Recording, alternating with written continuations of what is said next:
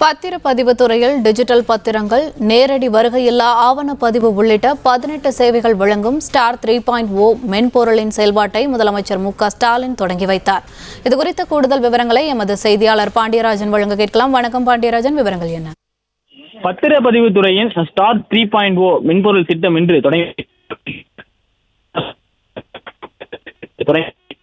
பதிவுத்துறையை பொறுத்த வரைக்கும் தற்போது வெளியிட்டிருக்கக்கூடிய இந்த 3.0 ஸ்டார் திட்டத்தின் மூலமாக காகிதமில்லா ஆவணப்பதிவு, நேரடி வருகையில்லா ஆவணப்பதிவு, தானியங்கி பத்திர உருவாக்கம், மறு விற்பனையாகும் அடுக்குமாடி குடியிருப்புகளுக்கு கட்டட கலப்பணியின்றி ஆவணங்களை அன்றே திரும்பி வழங்கும் திட்டம் உள்ளிட்டவை குறித்தெல்லாம் எளிய முறையில் தொடர்பு கொள்ள முடியும் என சொல்லப்பட்டிருக்கிறது. சொத்து தொடர்பான பரிவர்த்தனைகளை எளிய முறையில் வில்லங்க சான்றிதழ் தேடக்கூடிய அந்த சேவைகள் வழங்கப்பட இருப்பதாக சொல்லப்பட்டிருக்கிறது. மேலும் பொதுமக்கள் தங்கள் சொத்துக்களின் மீதான உரிமையை தமது பெயரில் பதிவு செய்தல், திருமணத்தை பதிவு செய்தல் மற்றும் சங்கங்களை பதிவு செய்தல், சீட்டுகள் மற்றும் கூட்டாண்மை நிறுவனங்களை பதிவு செய்தல் போன்ற பணிகளையும் மேற்கொள்வதற்காகவும் இந்த சேவைகள் வழங்கப்படுவதாக சொல்லப்பட்டிருக்கிறது.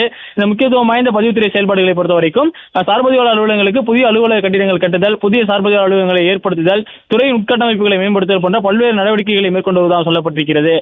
குறிப்பாக இந்த 3.0 திட்டத்தின் மூலமாக டிஜிட்டல் சைனிங் முறை கொண்டு வரப்பட்டிருக்கிறது. அதாவது ஒரு இடத்திற்கான பத்திரப்பதிவு செய்யக்கூடிய நபர் அந்த இடத்திற்கு செல்லாமலே டிஜிட்டல் சைனிங் மூலமாக அந்த இடத்திற்கான அந்த பத்திரப்பதிவை முடித்துக் கொள்ள முடியும் என சொல்லப்பட்டிருக்கிறது.